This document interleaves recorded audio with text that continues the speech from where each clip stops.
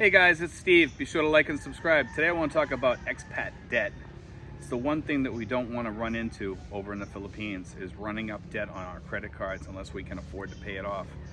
I only recommend using credit cards over here for emergencies, and even then I would, like I tell people, have your emergency fund and you can use your credit cards, to pay off a hospital debt or for an emergency at a clinic or whatever. But if they take it, some places don't take it, so you got to be careful. But I tell people anyway, use your credit card. Most major hospitals here will take a credit card. Make sure you have a high limit on it, but I tell people only use it if you can pay it off through your American bank or whatever, like so you set up a payment to pay them. Okay, and we've talked about this a little bit before, and I can't stress this enough. Credit cards are important here, but I highly recommend we don't use them here. Okay, on occasion, I have used mine, but I find that once you run up that debt, it gets harder to keep your budget in line. Okay, so I right now what I'm doing is I try not to use credit cards unless I absolutely have to, because that's the best choice you can make over here.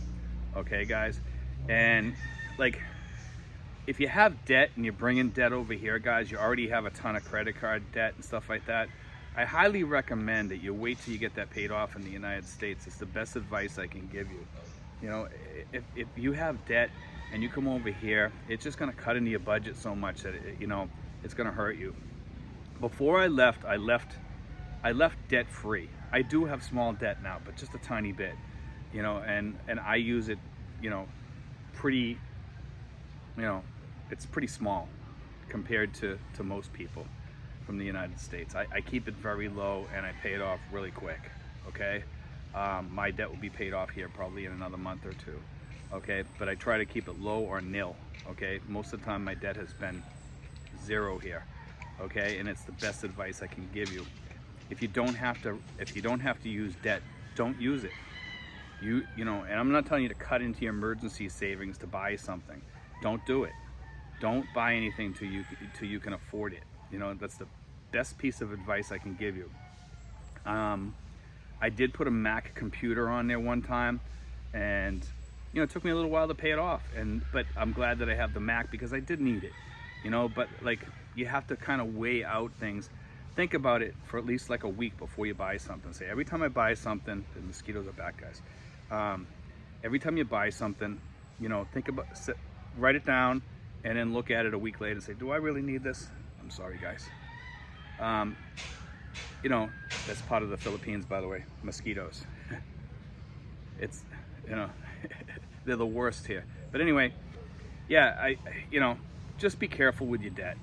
Go slow, take it easy, and you'll be fine over here. But don't drag your debt from the United States over here. Pay off all your debt before you come here. I mean, I know some guys have $30,000 in debt and they're talking about coming over here.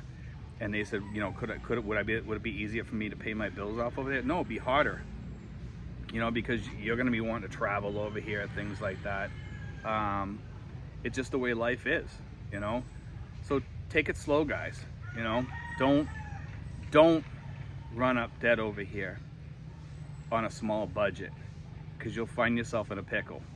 And then if you have an emergency, you have no way of getting out of here. If you have an emergency medical thing going on, you might not be able to pay it off or pay your hospital bill or whatever. These are key points, guys, and I've been stressing this for like a while now, but I mean, I can't stress this enough to you guys to keep out of debt, to have emergency money. If you have $30,000 emergency money, 20,000 in the United States, 10,000 here, or 5,000 here, and 25,000 in the United States, that you can get at with an ATM or whatever, you're golden.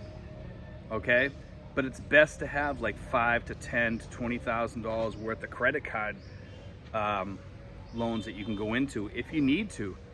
You really need to have like $50,000, but you can lessen that if you have, like I talked about, if you have insurance. And we've talked about this, and we've talked about this just recently too. Insurance is key over here. You have to have it. If you don't have health insurance over here, you're making a big mistake, and you're taking, it's like playing Russian roulette, with with your savings. So be careful, guys. Anyway, guys, I didn't want to talk too much about this. I just wanted to go through all that. And anyway, guys, God bless. Take care.